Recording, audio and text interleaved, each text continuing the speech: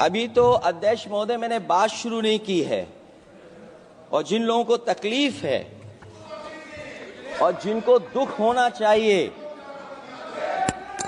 उनके बारे में मैं, हालांकि वो बात मैं बाद में कहना चाहता था महाकुंभ के बारे में, लेकिन अध्यक्ष महोदय क्योंकि बहुत सारे माननीय सदस्य ये सुन नहीं सकते हैं, इसलिए मैं बात वहीं से शुरू करता हूं। आप देश के परम अभिभावक होने के नाते हमारा आपसे अनुरोध है कि जहां सरकार बजट के आंकड़े लगातार दे रही है, और जब मैंने अभिभाषण पढ़ा अध्यक्ष महोदय, बहुत सारे आंकड़े सरकार ने दिए हैं। आंकड़े देने से पहले महाकुंभ में मरने वालों के आंकड़े भी दे दें। महाकुंभ की व्यवस्था के बारे में स्पष्टीकरण देने के लिए मेरी मांग अध्यक्ष महोदय, सर्वदलीय बैठक बुलाई जानी चाहिए। महाकुंभ आपदा प्रबंधन व खोया पाया केंद्र की जिम्मेदारी सेना को दी जाए। महाकुंभ हादसे के शिकार लोगों की मृत्यु, घायलों का इलाज, दवाइयों, डॉक्टर, भोजन पानी, परिवहन की उपलब्धता का आंकड़ा संसद में पेश किया जाए। महाकुंभ हादसे के लिए जिम्मेदार लोगों पर, महाकुंभ हादसे के लिए जिम्मेदार लोगों पर घोर दंडात्मक कार्रवाई हो। जिन्होंने सच छिपाया है उनको दंडित किया जाए। अध्यक्ष महोदय, हम डबल इंजन की सरकार से पूछते हैं, अगर अपराध बोध नहीं था तो आंकड़े दबाए, छिपाए और मिटाए क्यों गए हैं?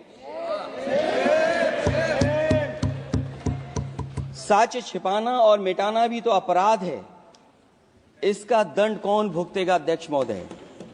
जहां इंतजाम होना चाहिए था वहां प्रचार हो रहा था। एक धार्मिक समागम में डबल इंजन का राजनीतिक प्रचार अशोभनीय है, निंदनीय है।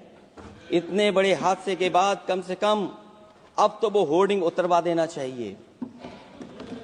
अध्यक्ष महोदय, महाकुंभ की जो तैयारी हुई, जो हम लोगों ने जाना वहां पर, महाकुंभ न केवल 144 साल के लिए ये कहा गया, बल्कि ये भी कहा गया कि पहली बार धरती पर इस तरह का डिजिटल और जो आधुनिक चीजें हैं, टेक्नोलॉजी, उसका इस्तेमाल कर करके महाकुंभ होने जा रहा है।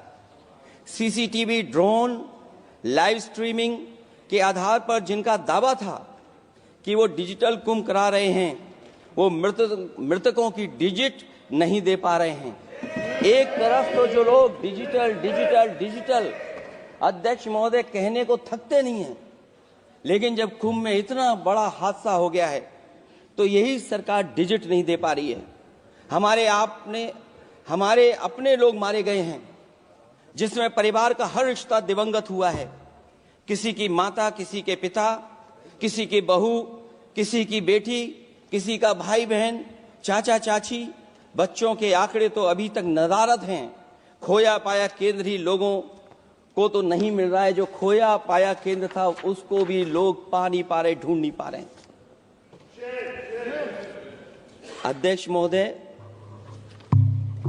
कुंभ कोई पहली बार नहीं हो रहा है। कुंभ का आयोजन सदियों से होता आया है। हमारे पौराणिक और हमारे इतिहास के दस्तावेज ये बताते हैं कि समय समय पे जो भी सरकारें रही होंगी, जिसका भी राज रहा होगा अध्यक्ष महोदय, उसने महाकुंभ या इस तरह के कुंभ का आयोजन किया है। एक तरफ तो वो कि जो 144 साल बाद महाकुंभ होने जा रहा है, उसका इतना प्रचार किया, और मैंने तो कई टीवी इंटरव्यूज में, कई समाचार चैनलों पर ये बात सुनने में आई और सुनते रहे हम लोग कि सरकार ने 100 करोड़ लोगों के आने का इंतजाम किया है। और अगर 100 करोड़, अध्यक्ष महोदय, अगर ये बात गलत है तो मैं रिजाइन आपको देना चाहता हूं। और जो लोग अध्यक्ष महोदय, जो हम लोगों ने देखा वहां पर लोग पुण्य कमाने आए थे और अपने अपनों के शव लेकर के गए हैं। चमत्कारी करिश्मा तो ये हुआ है, श्रद्धालुओं के शव मिल गए थे, पर सरकार स्नान करने वाले मरने वालों की बात स्वीकार नहीं कर रही थी। और इससे ऊपर ये बात जो वहां पर और हुई,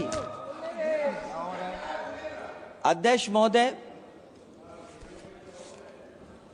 जब ये जानकारी हो गई कि कुछ लोगों की जान चली गई, लाशें हैं जो मोर्चरी में पड़ी हैं, अस्पताल में पड़ी हैं, उसके बाद सोचिए सरकार क्या कर रही है।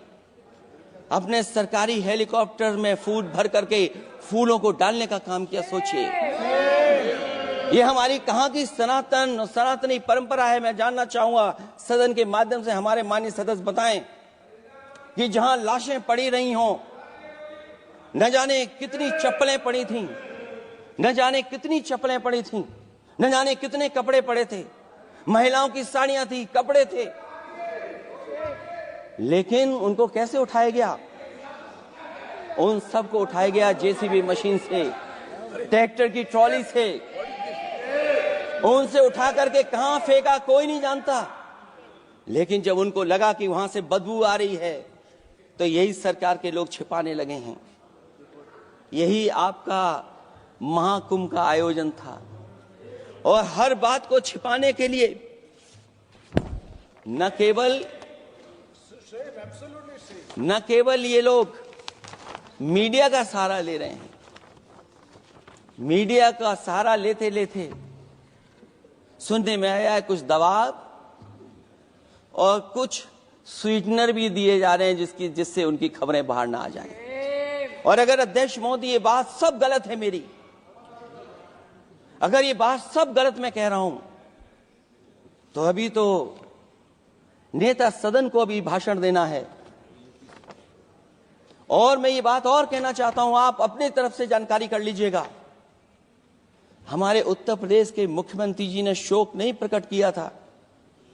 जब देश की राष्ट्रपति और प्रधानमंत्री जी ने शोक प्रकट किया, उसके बाद 17 घंटे बाद सरकार ने स्वीकार किया।